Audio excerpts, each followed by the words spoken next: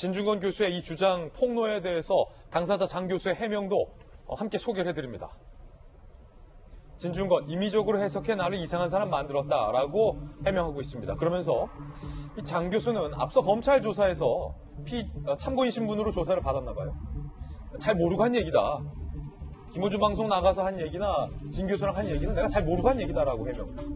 그러니까 잘 모르는 분이 그렇다면 김어준 방송에서는 잘 아는 것처럼 그렇게 왜 말씀을 하셨는지도 뭔가 많은 사람들이 궁금해할 수밖에 없는 대목일 것 같아요. 장희영 교수님.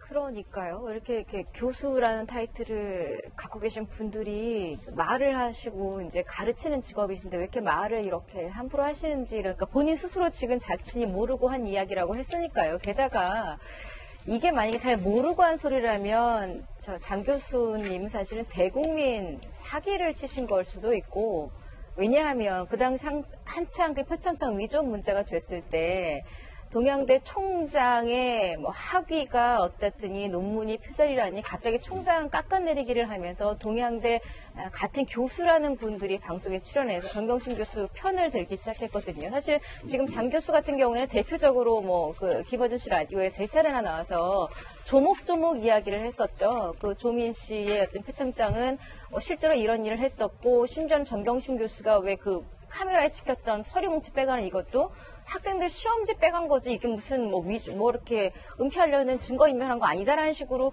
본인이 이야기를 하니 듣는 사람들 입장에서는 당시 김어준 씨 라디오를 특히나 듣는 분들은 조국 씨가 뭔가 억울한 일을 당하고 있다, 정경심 교수가 억울한 일을 당하고 있다 판단하는 입장에서 아니, 동료 교수가 이렇게 말하는데 믿을 수밖에 없잖아요. 그런데 뒤에서는 저 표창장 직인이 이상합니다라는 말을 하고 있었고, 심지어 그 부분에 대해서 해명을 장경욱 교수가 스스로 억울하다고 하면서 본인 입으로 한 얘기가 그거예요.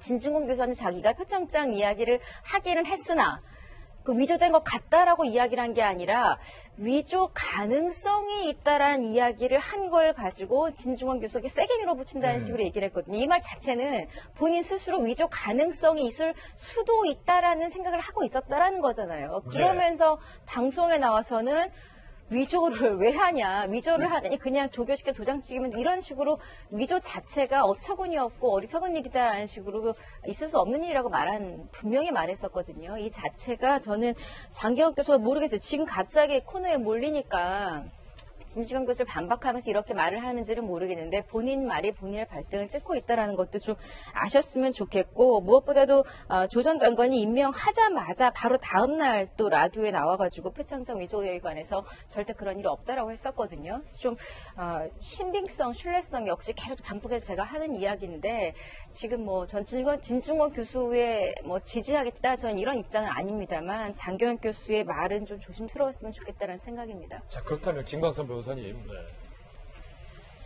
진중권 교수의 폭로가 사실이라면 그 장 교수는 본인 스스로 내가 잘 모르고 한 얘기라고 검찰에다가 얘기하고 있는 것을 종합해 볼 때, 김어준 씨의 그날 그 장경욱 교수의 출연 방송을 듣는 많은 청취자들은 아 그래?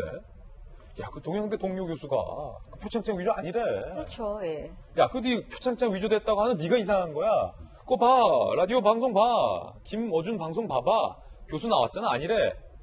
라고 철석까지 믿고 지금까지 살아왔던 분들을 도대체 이분들이 어떻게 만든 겁니까? 김어준 씨와 장경욱 교수가. 저도 저 방송 내용을 들었고 저 녹음 내용을 상당히 여러 방송에서 그대로 인용해서 갖다 썼거든요. 그래서 뭐 직접 본인이 마치 표창장을 작성하는 과정에 관여한 것처럼 그렇게 얘기를 하기 때문에 저거 그래? 표창장 위조했을까? 거기다 저도 의아심을 가진 사람 중에 하나였고, 또 이제 페이스북 같은 걸 보면 저 내용의 어떤 녹취 내용 아니면 저 장 교수가 한 내용을 이제 글자화 시켜가지고 이걸 계속 퍼다 날리는 사람들이 있었어요. 그래서 저도 그 내용을 듣고 읽어보니까 아니 직접적으로 안 했다고 하는 사람이 있는데 저걸 어떻게 검찰에서 저걸 기소할 수 있나? 그런 의아심을 가졌던 사람 중에 하나예요. 아니, 검사 출신마저도. 네, 그런데 결과적으로 보면 그런데 좀 이상한 게 있었죠. 너무 확정적으로 얘기를 한다는 거죠. 예. 그래서 뭐 이건 뭐 영화 같은 이야기다. 뭐 그런 사실은 근데 본인이 봤다고 하면 그렇게 얘기하지 않거든요. 네. 그 과정에서 구체적으로 얘기하는데 구체적인 얘기는 없으면서 마치 자기가 개입해서 다 본 것처럼.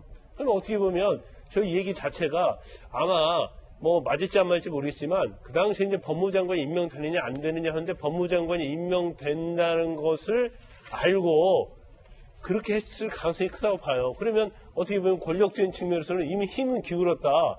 그렇다면 내가 오늘 한편으로 서야겠다. 이제 그런 생각이 지배를 하다 보니까 저런 어떻게 보면 사실과 다른 얘기가 나올 가능성이 상당히 있다고 봅니다. 그런데 예.